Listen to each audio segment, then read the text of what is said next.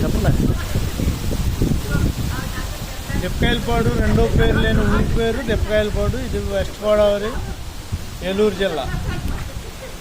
ఈ పండు మీరు మన ఆంధ్రప్రదేశ్లో ఎక్కడా మీకు దొరకంది, కనపడండి. ఇది జపాన్ నుంచి తెచ్చి నాటిన మొక్క. ఈ పండు కావాలంటే అసలు ఎక్కడ మార్కెట్లో కూడా దొరకట్లా.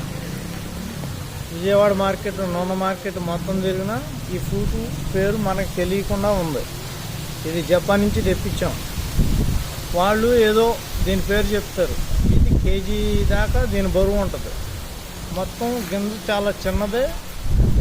మొత్తం జ్యూసే. జ్యూస్ కూడా చాలా మన లెమన్ టైప్ జ్యూస్, పులుపు రాదు, అంత జ్యూసీగా ఉంటుంది. చాలా చిన్న గింజతో ఈ పళ్ళు చాలా విరివిగా కాస్తుంటాయి. ఈ సంవత్సరం ఎక్కడ మామిడి తోటలో లేని, మామిడికాయలు లేని టైంలో కూడా ఈ చెట్టు విపరీతంగా కాయలు కాసి పళ్ళు తయారవుతున్నాయి. ఇప్పుడే ఈ పండు ఒకసారి తినుంటే దీని విలువ ఎవరో కట్టలేనంత వాల్యుబుల్గా ఉంది.